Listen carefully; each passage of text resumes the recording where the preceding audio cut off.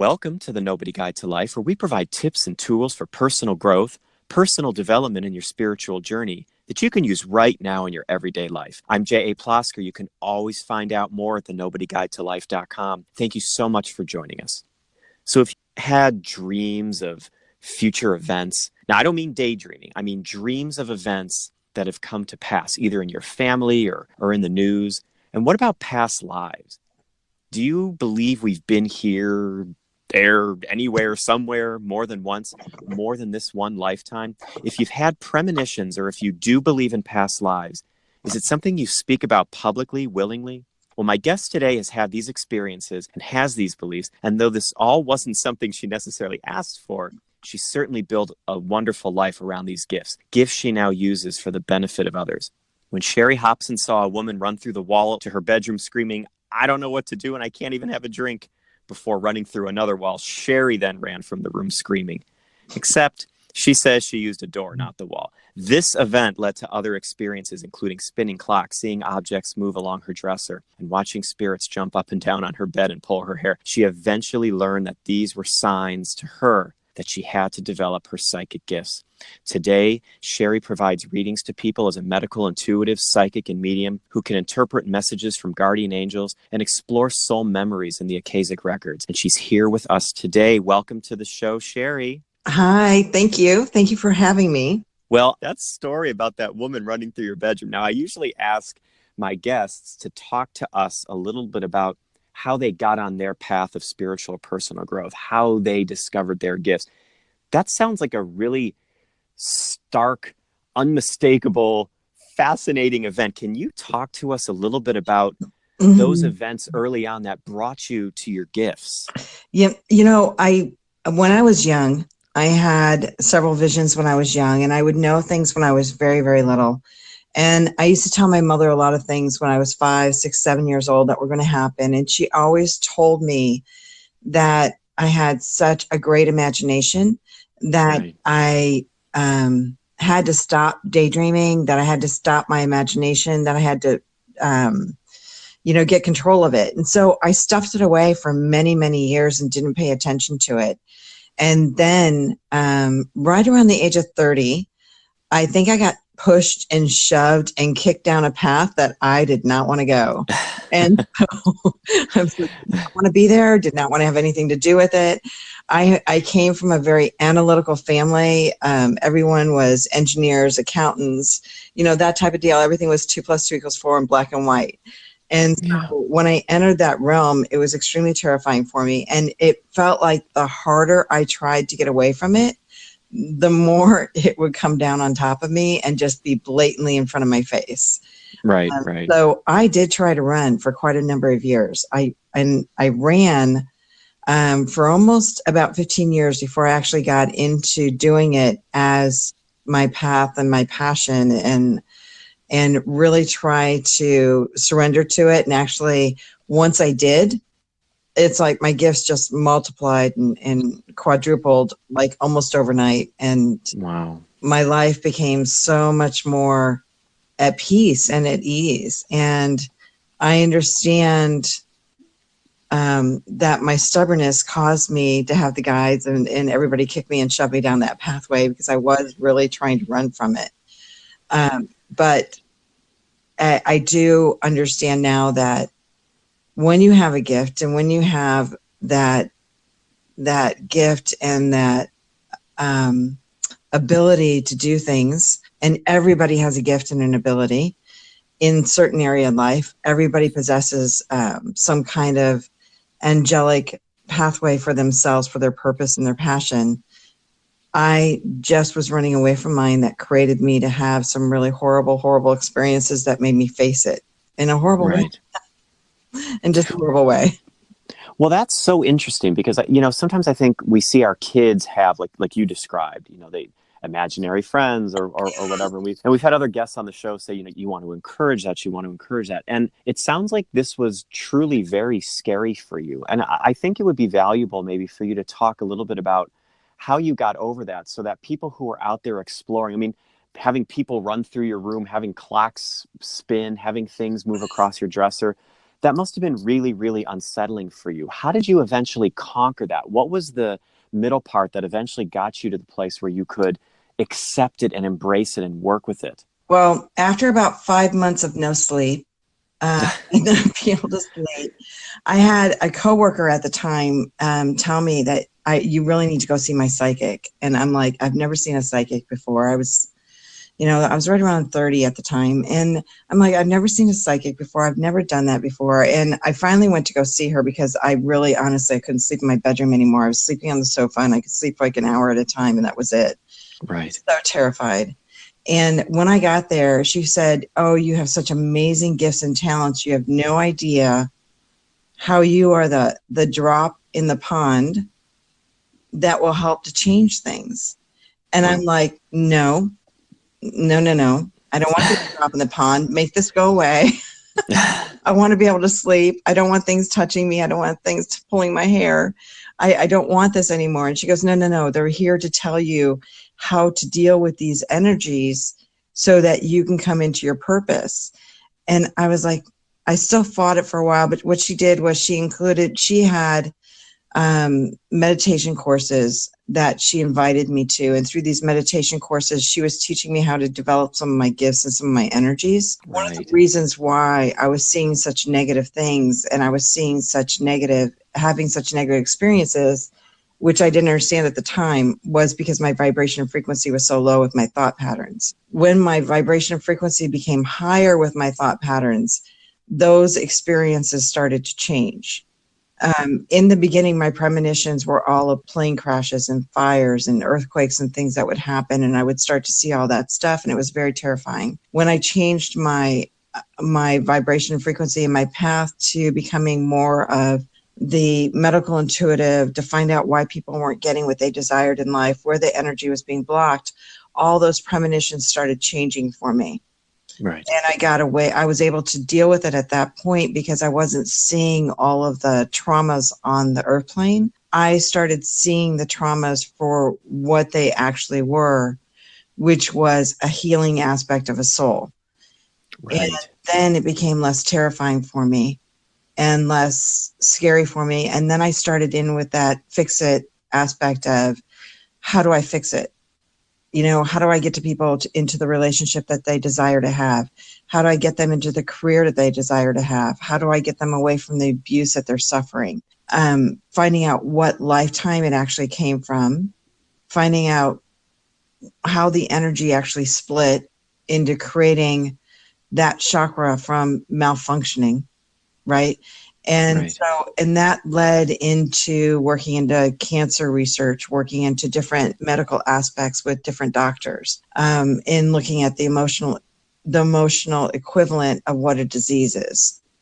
And so from that, even though I took it as this was not a very analytical path for me, it ended up being extremely analytical because I end up finding out what makes a person tick.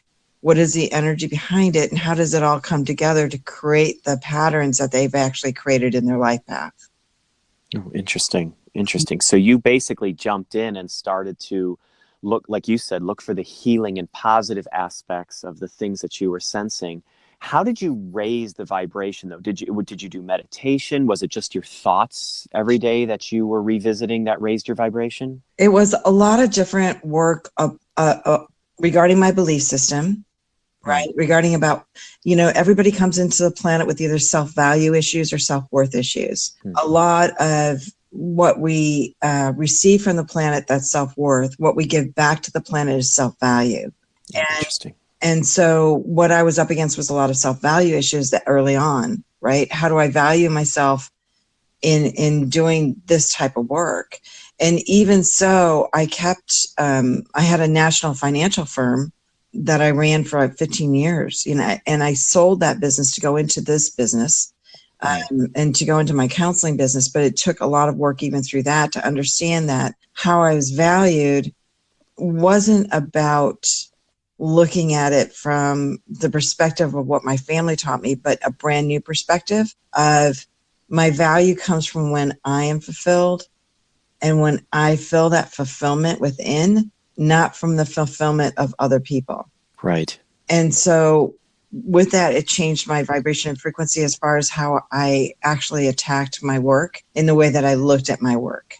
Right. And so when people are trying to raise their vibration and frequency, they have to look at where those wounds are, look at how those wounds have actually made them struggle to be the person that they desire to be. And so if somebody's looking to be respected in life, they put themselves in a place of being disrespected, to feel the pain of disrespect, to look for respect, right? You're right. And so when you're trying to change your vibration and frequency, you have to come from an aspect of already being respected, to already see who does respect me. How am I respected? We start to see that tunnel vision, just like we see, when you buy a red car and you start to see red cars everywhere, right? Right. When we have a wound, we see nothing but that wound.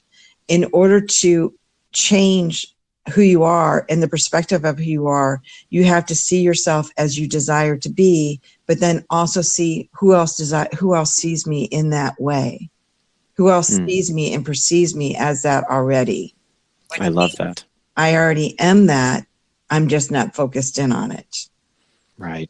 I've heard people say the universe, of course, is a mirror and it's responsive. We say that a lot. And so when you put out an energy of disrespect or lack, the universe has no other choice but to show you lack, because that's the energy you're putting out. So I love that you bring that message to us. That's so important. That's one of the things we can do every day right away, is wake up setting that intention. Correct. Exactly. Our universe is extremely powerful with those mirrors, but it's also extremely submissive.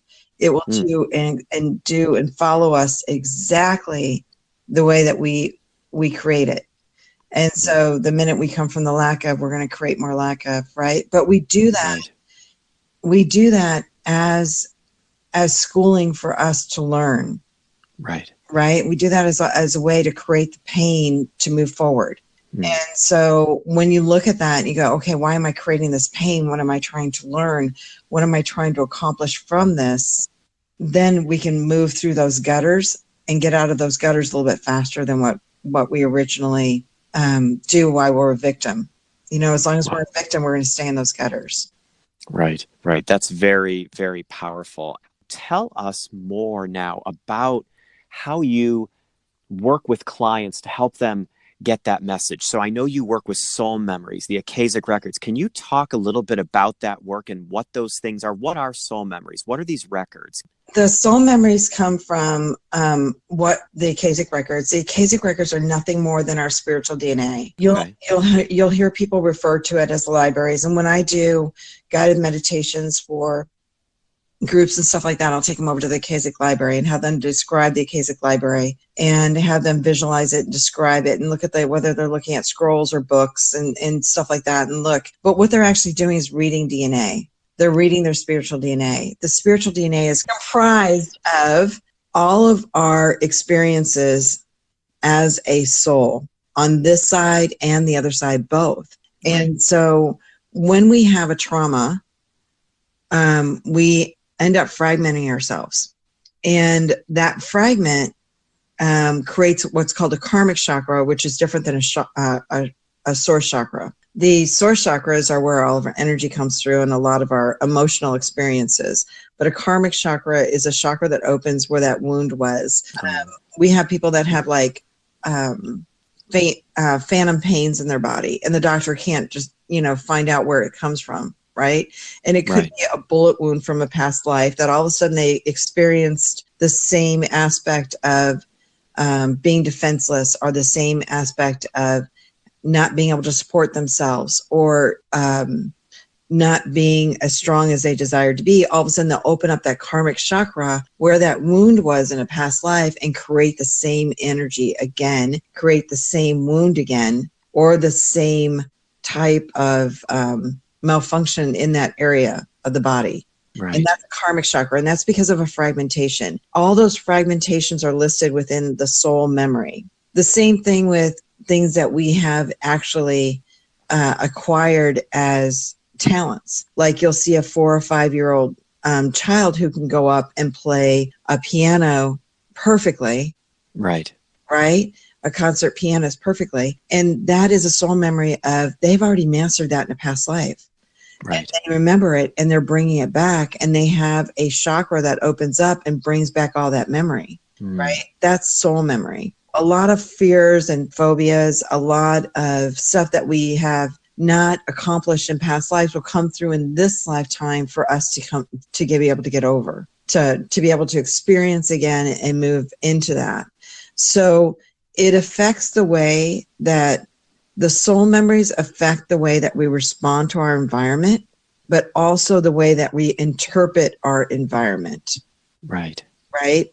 And so through that experience, we may have 10 people that walk into a room, experience the same event, but have 10 different stories. Right. Because Right. they are basing their story based on their emotional intelligence of that event.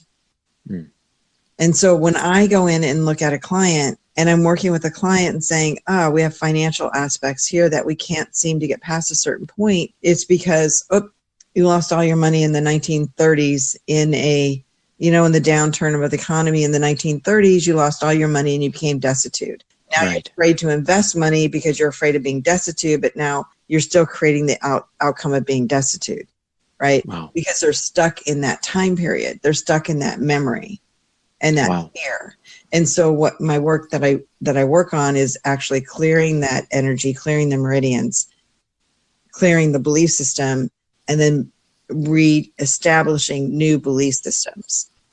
Wow. Are there ways, Sherry, that we can identify those kinds of things within us? Are there ways that we can every day pay attention to certain events or certain feelings and access those karmic chakras that you talk about? Mm-hmm. There is, by understanding that we all have a story to tell. We're all very, very good storytellers. Sometimes it is very difficult for us to know our own habits because they become second nature to us. Having other people watch us and point them out, having the mirrors of other people in front of us actually help us to understand, how is that me mirroring in this other person, right? When I had my financial firm, I had difficulty with a bank president that changed up a whole series of the way that we did business. And I would, instead of being able to submit projects from my sales reps right away, I would have to go in with a stack of files every day, have him sign off on them and approve them before they were submitted. For me, this was a waste of time. And I couldn't stand it. And he told me one day, he goes, every day you come in here, you cross your arms, you tap your foot, and you wait for me to finish. I go, I don't do that. I would never do that. That's really disrespectful. I would never, ever do that. And he argued with me. He goes, you do it every single time. It's very irritating. You need to stop. And I go, I don't do it. And a few days later, I have my daughter, who was about third grade at the time. She walked in and she goes, I have my report card. You need to sign it so I can take it back to school tomorrow. She hands me her report card. I'm looking at her report card, and over the top of her report card, I'm looking at her. She has her arms crossed and she's tapping her foot. And I'm like, oh my God. There it is. I do it, and I didn't realize it. And I just taught my daughter the same thing. So we mirror ourselves and other people more than we think we do. So the minute that we see something in other people that we dislike, or the minute we see something that we're having difficulties with, we need to stop. And at that moment say, how is that me? Because that is me. That is me. As much as I don't want to admit it's me, it is me. And I need to see how I just mirrored that off and I'm receiving the same energy back. Along the outer rim of the chakras, in the anatomy of a source chakra, around the outer rim of a chakra, we have these little pinpoint holes. They look like little pores. Every time we have a thought, we put that energy out to the universe. Now those transmitters now become receptors. They can only receive the exact same energy in which we put out to the universe. And so when you see stuff like that, you have to realize, like, I just put that energy out, and that's why I'm interpreting it coming back this way. So how is that me? So the more that we can study our environment, the more that we can study our interactions to everything that's not going the way that we desire it to go, we have to look at it as, there's one of my issues. I need to work on. Right. Right. And I want to, my listeners, know that I always refer to, I had a very influential teacher in my life that I studied with for over 2 decades. And the mirroring effect was one of the first teachings I ever remember receiving. And it was the one that stuck with me the most because it's so profound. It completely changes the way we engage with every person. It changes the way we look at politics, business, even getting service at a restaurant. If your ketchup takes an extra 2 minutes to come to the table. Yes. Looking at the world as a mirror is such a profound way of thinking about growth that sometimes it almost, I don't really know what the word is. Sometimes it almost freezes me in place when I'm out and I see that thing you described with your daughter. What an amazing story about how she was mirroring back to you something you were doing habitually. Sometimes it still freezes me in my tracks when the universe presents me with a situation like that because it's so profound when you see it in action. You almost don't know how to process that energy. No, it's very much so. And a lot of times we don't see things until we're actually ready to move forward from it. Once we start to see it, it's just the universe saying, hey, you're ready for graduation. Let's get past it, right? And so now it becomes more profound. So a lot of people, when they're going through a lot of pain, they're going through a lot of hurt, it's nothing more than a growth spurt, within the soul. And so you have to become aware of it so that the more you become aware of it and the less you fight it and say, okay, the universe is telling me I'm going down the wrong road to be able to get to my desires. And this is what's causing the pain. I need to change. The more you're into, I'm changing because I'm graduating, not because I'm losing something. Right. I'm changing because I'm growing, the easier it becomes. I love that. Sherry, why do we come back then? When you work with clients, I know you said we come back to learn, but how far have you seen all this work with all these clients you've done? What is the purpose then of past lives? How many do we have?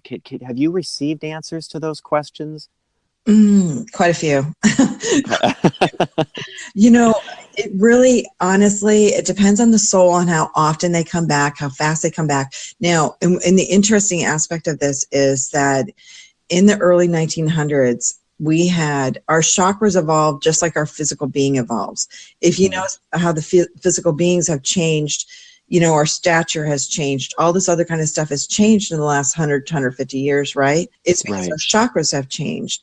In the 1900s, right around 1919, 1918, we had a series of planetary aspects that actually changed our chakras. And it actually opened up our chakras to come deeper and wider so that we interpreted the energy much, much different. So now souls are reincarnating a lot quicker than what they used to.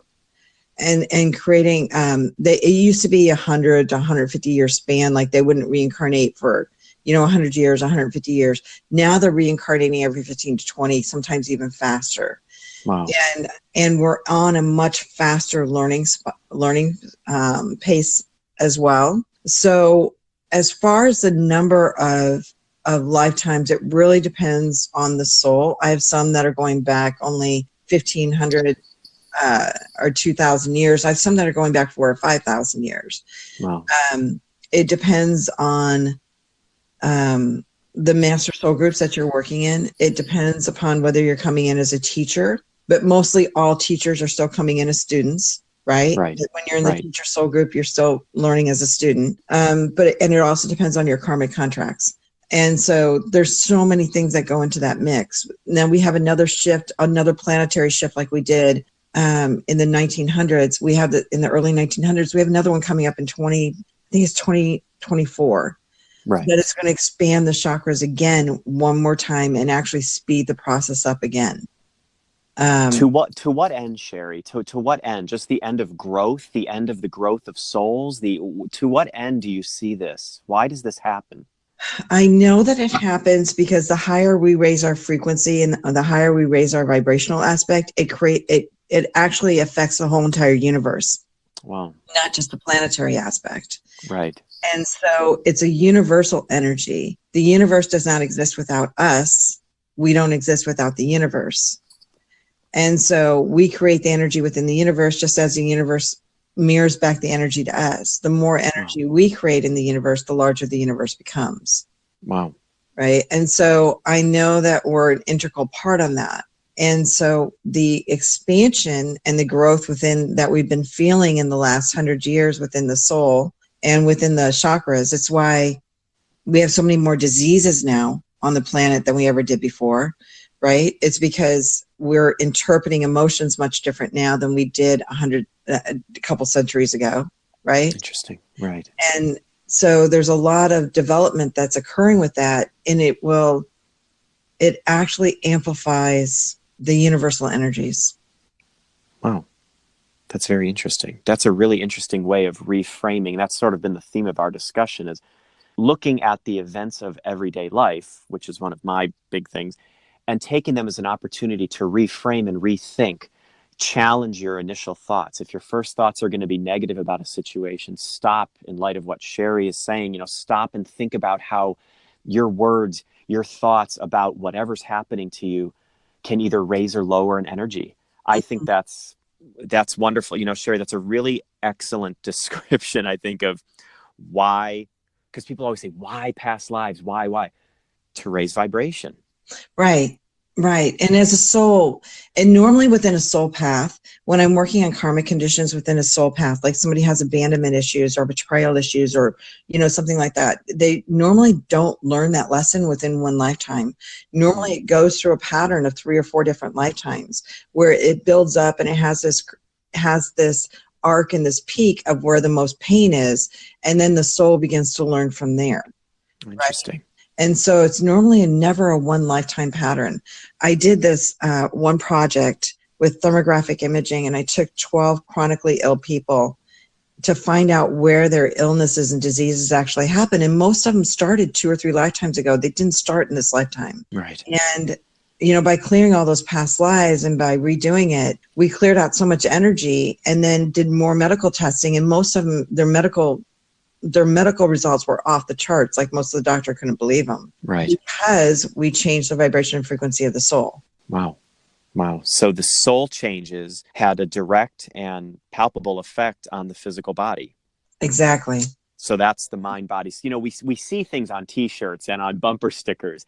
I know. And, you've said so many things today that resonate with things that I learned going back almost probably 28 years when I first started this path in earnest.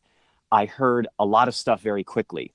And now we're having this interview today, and you have stated things almost the exact same way I heard them 28 years ago. So these messages in a bottle, they just go from shore to shore. And this is a very, very special message you're bringing. And I just really want to reinforce to listeners, I don't rig these interviews. You have said things in the last 30 minutes that are just joining a vibration that started for me almost 30 years ago. So this is very important. And on that, Sherry, what's a tip or tool then that you can give our listeners to help us on our journeys of personal and spiritual growth? What's that one thing that you can share with us that we can do right now that can help us? The largest thing that I can do, and one of the things I try to teach every one of my clients, is that there's always a purpose towards everything. There's always a purpose towards your path, that somehow your soul is gaining strength from it. The one tip and the one tool I have is keeping your thought processes in the same direction all the time for what you desire. Through that, I have my clients light a tea light candle every morning with their intention. Love it. Every single morning. And it's forming the habit of it. It's remembering, I have to go light my candle. But lighting that candle actually has you keeping that thought process in alignment, right? A lot of people get tired of writing their affirmations, or they get tired of writing or doing their prayers all the time and stuff. But if you go and say, okay, I'm going to light my candle.